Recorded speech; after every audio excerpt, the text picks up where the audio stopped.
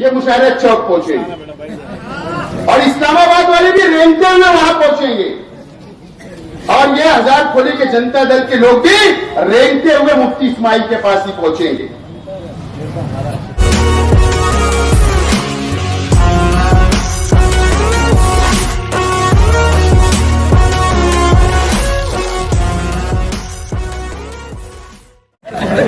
मंच पे आज के जलसे के सदर मोहतरम साबिक प्रिंसिपल काउंसिलर कमा पहलवान साहब,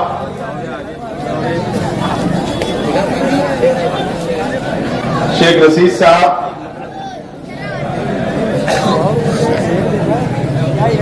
राष्ट्रवादी कांग्रेस पार्टी के तमाम ही जिम्मेदारान,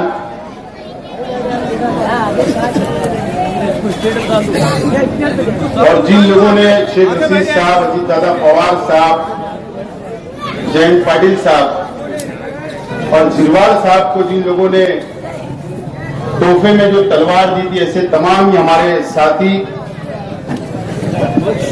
और वो लोग जिन लोगों ने महंगी कीमत पर तलवार को खरीदा, ऐसे तमाम ही हमारे साथी। सबसे पहले मैं उन लोगों का शुक्रिया अदा करता हूं जिन्होंने तलवार तोहफे में दी और जिन्होंने तलवार को खरीदा। मैं इस इलाके की आवाम की जानिब से, मन्नान सर की जानिब से, उनके ग्रुप की जानिब से मैं तमाम ही लोगों का शुक्रिया अदा करता हूं। मंच पे तशरीफ फरमा तमाम ही बुजुर्ग हजरात, मेरे सामने तशरीफ फरमा तमाम ही बुजुर्ग हजरात, नौजवान साथी और जहां तक मेरी आवाज जा रही है ऐसी मेरी मां और बहनें। असल में अगर मेरा ऐलान नहीं होता तो शायद मैं यहां एक तकरीर नहीं करता, क्योंकि बहुत अजीब बात है कि डॉक्टर ने 15 दिन का रेस्ट कहा है कि बोलना ही नहीं है, मुक्का रहना है, लेकिन उसके बावजूद क्योंकि गले में सब सूजन आई है, लेकिन क्योंकि ऐलान हुआ था इसके लिए मुझे मुख्तसर में बोलना है। दोस्तों और साथियों, 14 अक्टूबर को शेख रशीद साहब का हम लोगों ने 40 साला जश्न मनाया, कामयाब 40 साल। और उससे पहले ये शहर में हमारे अपने जितने मुखालिफ है अपनी अपनी निजी महफिल के अंदर बैठकर ये दावा करते थे कि शेख रशीद परिवार, राष्ट्रवादी कांग्रेस पार्टी खत्म हो चुकी है, अब इनका वजूद नहीं बचेगा। मैं मुबारकबाद देता हूं मालेगांव शहर की आवाम को और खास तौर पर शेख रशीद साहब से मोहब्बत करने वाले,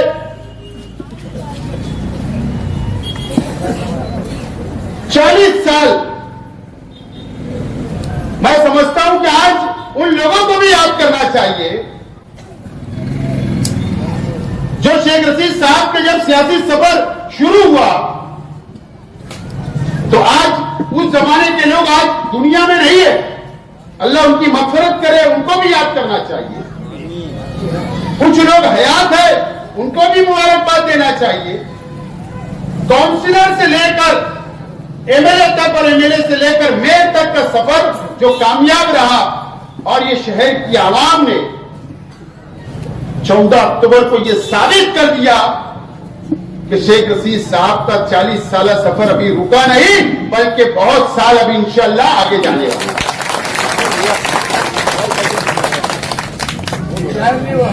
और उसके बाद जाएगा साहब, जाएगा। और उसके बाद आप ये शहर की सियासी मंजरनामा देखो, ये शहर के सियासी हालात देखो।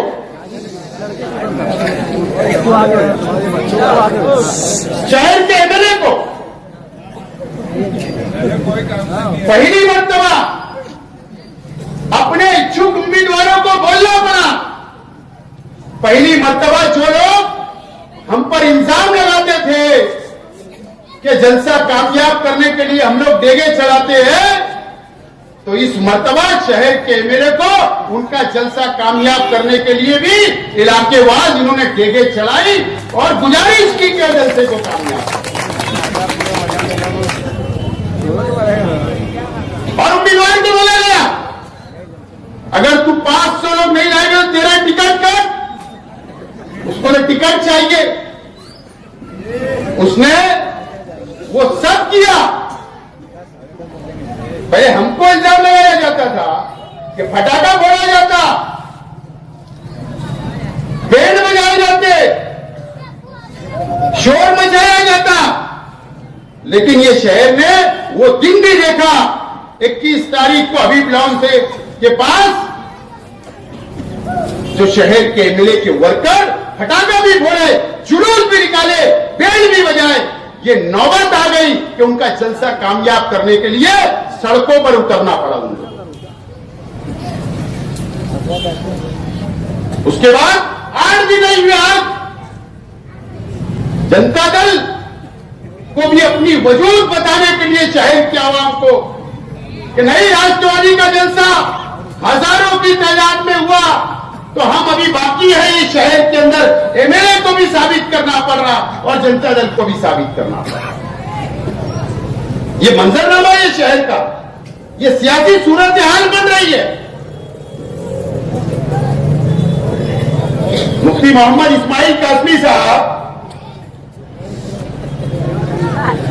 आपने हिसाब देने के लिए जलसा बुलाया, कहा हिसाब दिया आपको, शहर को गुमराह करने के लिए सिर्फ बातें की आपने।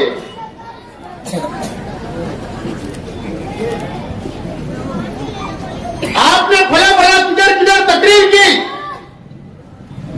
भौकलाई हुई तकरीर की और आखिरी में बोल दिया कि गेट के ऊपर पंपलेट बट रहे, उसके अंदर लिखा हुआ है।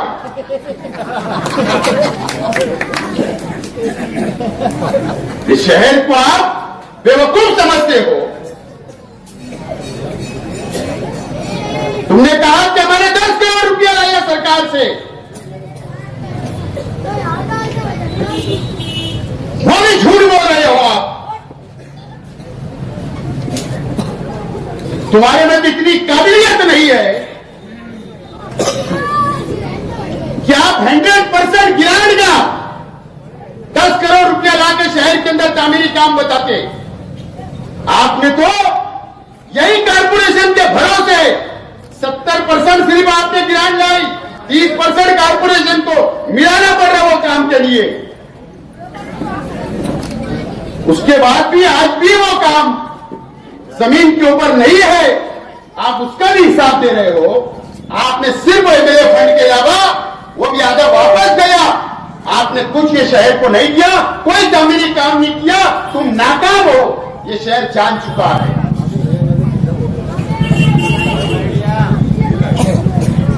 और कई लोग दिन मार रहे हैं, हमने 3 करोड़ लाया, वो भी 70% गवर्नमेंट ने दी, 30% कारपोरेशन को मिलाना पड़ रहा है।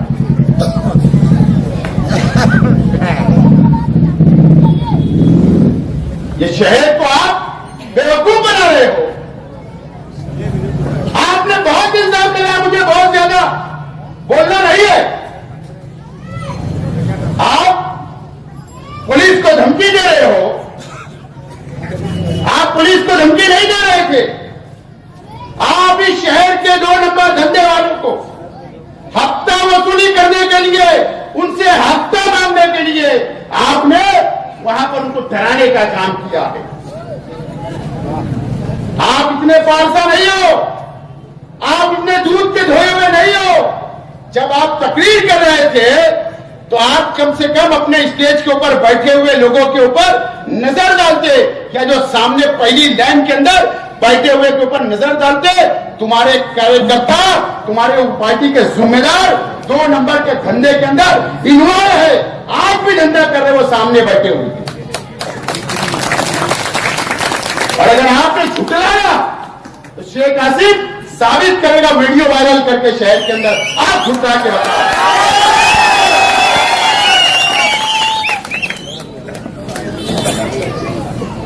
आप सिर्फ उन लोगों को दम देकर हफ्ता वसूली की चक्कर में हो। एक ठंडी बुआ में भी कुछ भी मामा मामा क्या क्या बोलने लगा, पता है ठंडी बुआ,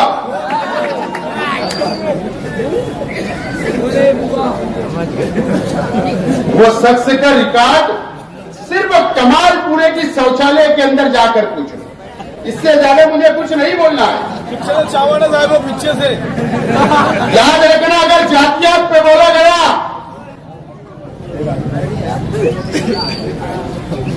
तो कमालपुरे के अंदर जलसा लेकर तुम्हारा जवाब दिया जाएगा, अगर जातियात पे बोला गया तो।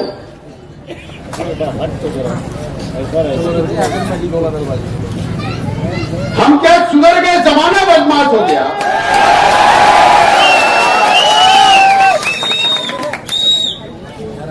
आपको नंगा कर दिया जाएगा, नंगा। ये राष्ट्रवादी के ऊपर इल्जाम लगाने से पहले चंदा खा के हम बड़ा नहीं हुए, आज की चंदा जमा किया जाता। याद रखना, मैं आज वार्निंग दे रहा हूं। और बिजली कंपनी के ताल्लुक से मुफ्ती इस्माइल साहब, आपने कंपनी से सुपारी लेकर हमारी तहरीक को डायनामेट करने का काम किया। आपको तो सीएम बुला लेता है गाड़ी के अंदर बैठने के लिए, ठेका रद्द करवा दो। और वो भी गलत बात है। आज जब चर्च के सामने पुलिस क्वार्टर का उद्घाटन हो रहा था, आप मोटरसाइकिल पर पहुंचे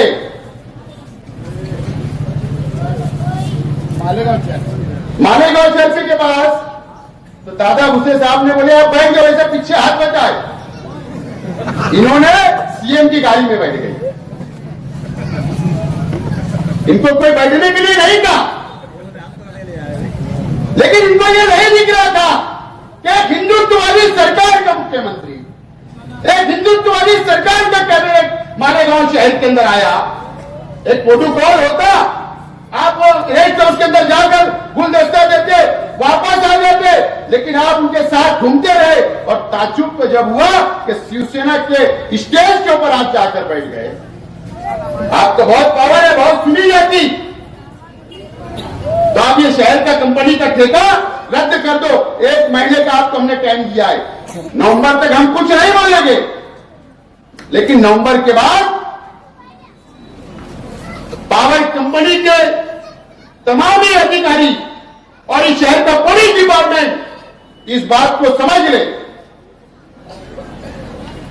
मुझे पता है कि जिला एसपी साहब का आदेश था कि पावर कंपनी के गाड़ियों के साथ में जो पुलिस की टीम घूम रही थी, वहां से आदेश आया था। और वो कैसे आदेश आए थे हमको समझता है, लेकिन जो सबसे चला गया उसके बारे में हमें आज कुछ नहीं बोलना है।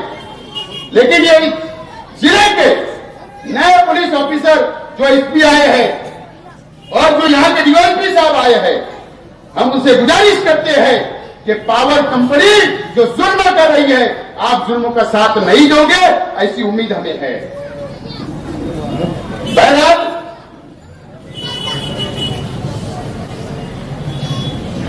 ये शहर के अंदर ये समझ में नहीं आ रहा कि महागठबंधन के अंदर इतनी तनाव क्यों है। अरे इतनी जिल्लत मुफ्ती मोहम्मद इस्माइल कासमी साहब ने इन लोगों की इतनी जिल्लत, इतनी बेइज्जती कि उनके बैनर पे इनको फोटो भी जगह नहीं मिली इन लोगों को। इतनी बेइज्जती करने के बाद फिर भी यही बोल रहे हैं कि टूटे भी नहीं और जुड़े भी नहीं। हमको बोलना नहीं है, हमारी मजबूरी नहीं है, हमको उनके खिलाफ बोलना नहीं है। हम आज भी चाहते हैं गठबंधन हो जाए। इस तरीके के बयान आते हैं और एक दूसरे के खिलाफ वो बोलते जा रहे हैं। असल में अलग अलग होने का फैसला मर्द लोग लिया करते हैं, मर्द लोग।